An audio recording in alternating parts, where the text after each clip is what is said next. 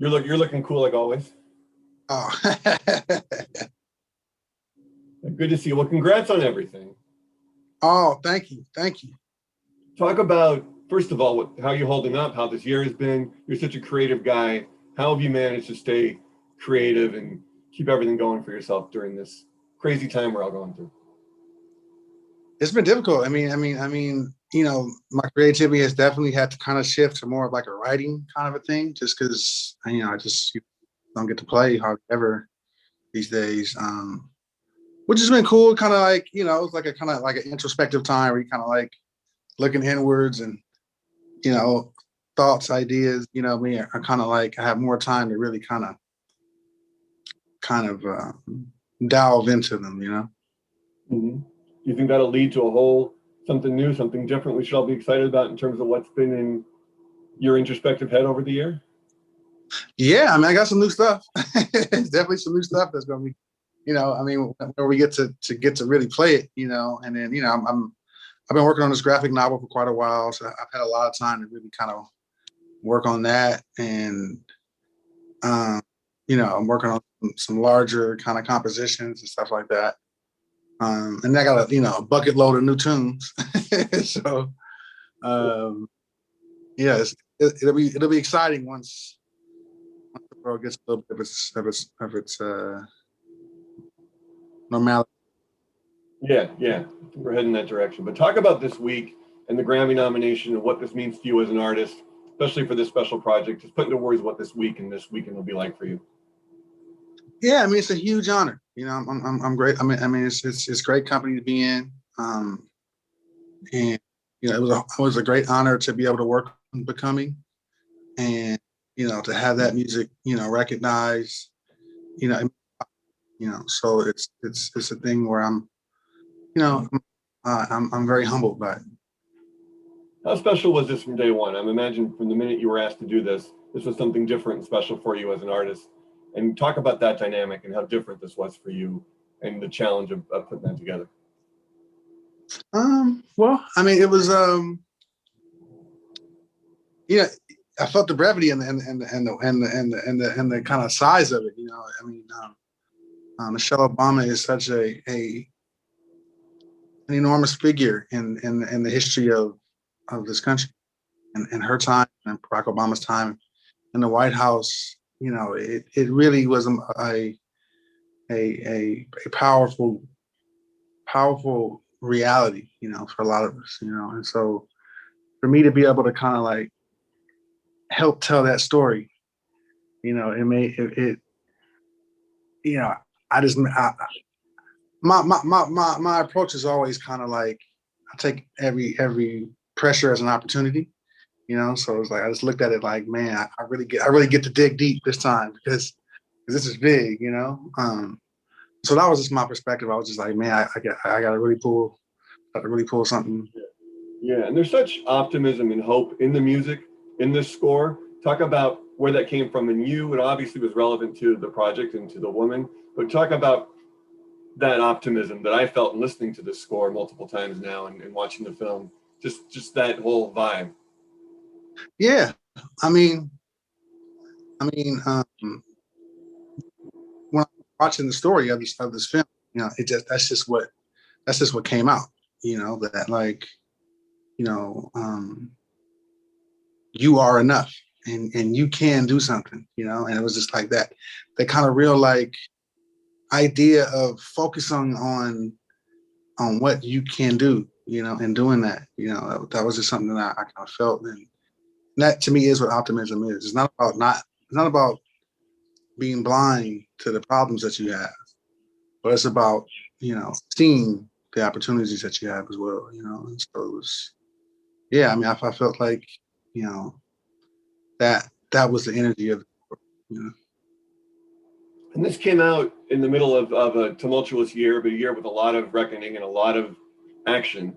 And how important was it to have it out in the middle of last year when a lot of people were, rightly so, realizing what was going on and taking to the streets? And then there was this great film in the middle of it all and your music in the middle of it all. Just talk about that dynamic and how special that was. Yeah, it was really special, because it was like, and in the course of this pandemic, you can feel so trapped, and have a piece of music break through those barriers, you know what I mean, and still reach people, even when physically I can't. It felt good to still be able to, you know, to be a part of the world.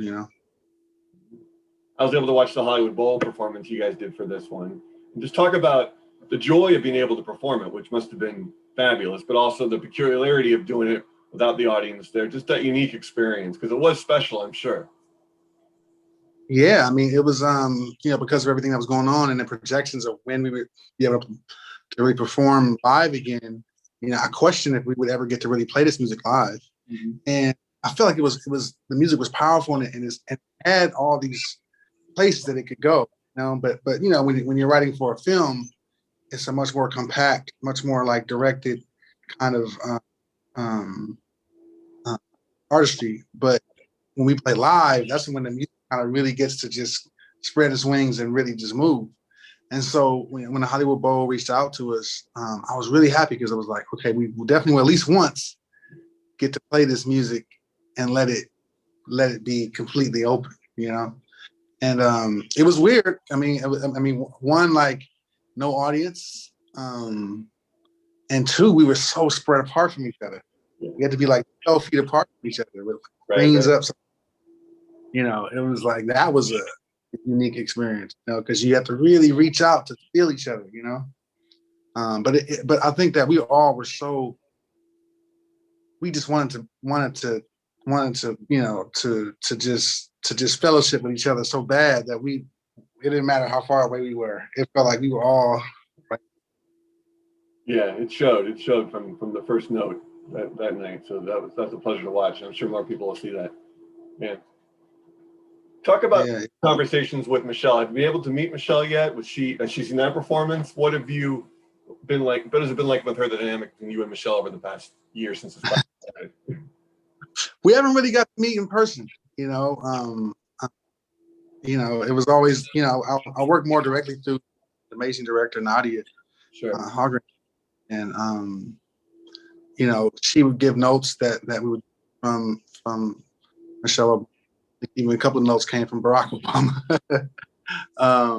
But she wrote me a really nice note, like a letter, like handwritten letter, after the film was done, and you could feel it even though we didn't get a chance to really interact with each other. By the time the film had finished, I had like a 2-week window to kind of really like finish writing the music and record it. Yeah. And then I was back, so it was one of the things where we had a cast party, but it was Zoom. So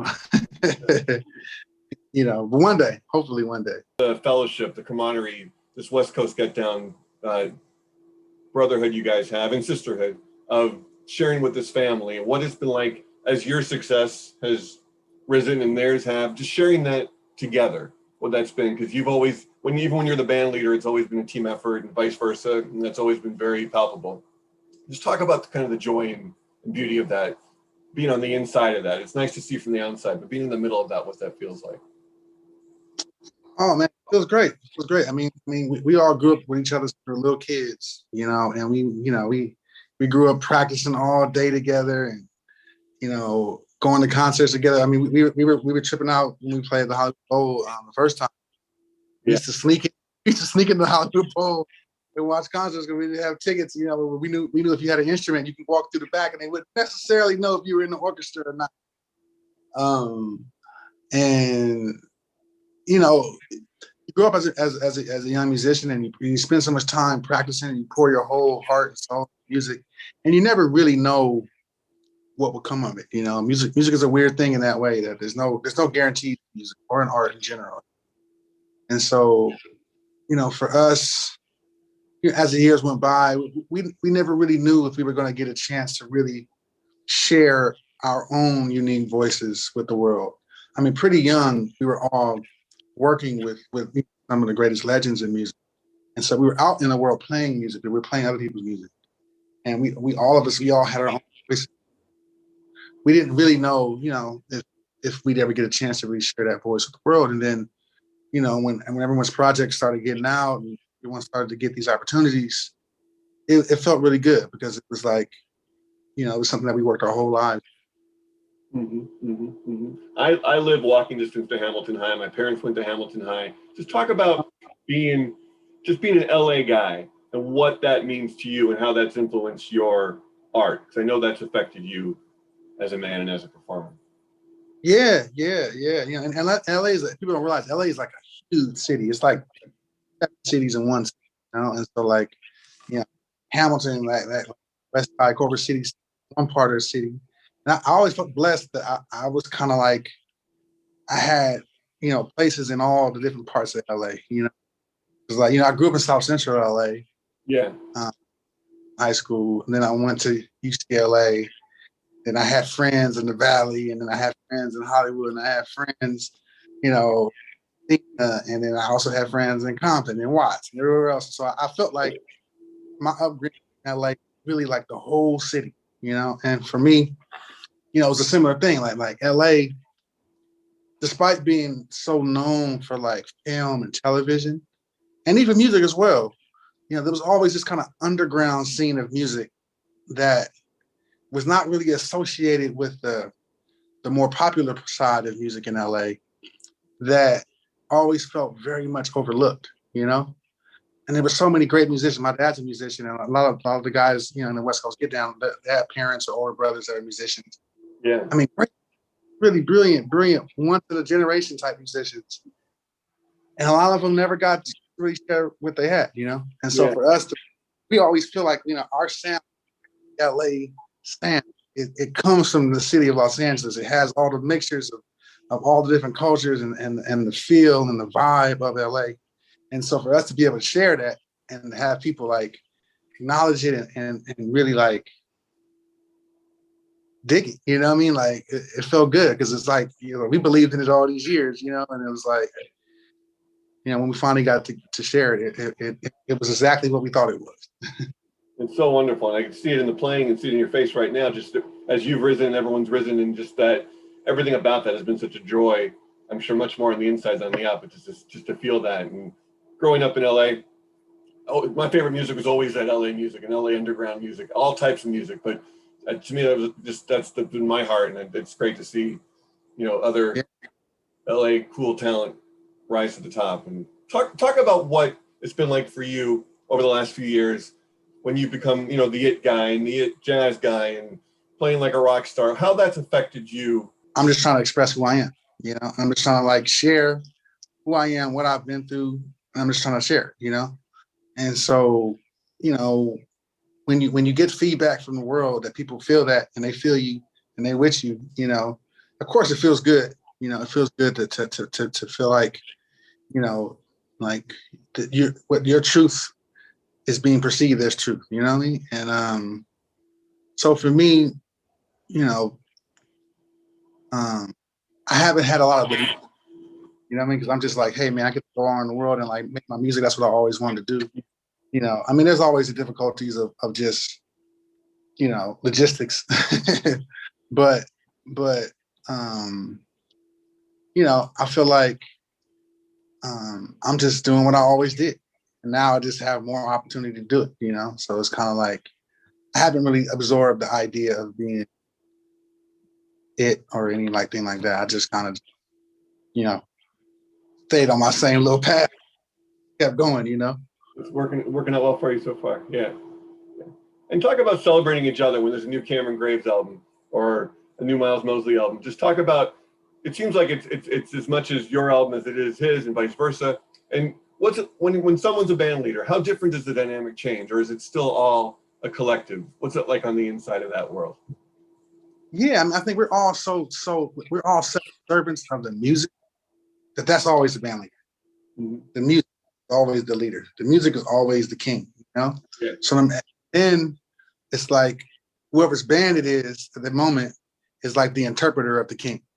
You know what I mean? Yeah. But we all are still listening to the king. You know, and you know, so whenever we work with each other on each other's projects, we all try our best to make the music as beautiful as possible, you know? And so And because, it's something about like when you knew someone before they were musicians and when you knew them when they were kids, that it makes ego pretty small, So, like when I heard the music that Cameron was doing for this latest album, I was like blown away. I was like, well, that's a majestic got going right there, And same thing with Miles and Ronald Bruno Jr. and Brandon Coleman and Treese Quinn, Ryan Porter. Everyone. Yeah, everyone. They're all so tapped in. Like I'm their biggest fan, and I feel like that's just the vibe in all of us. That really can see the, just the brilliance that everyone kind of has, and everyone is tapping into a different part of the source. You know what I mean? So it's like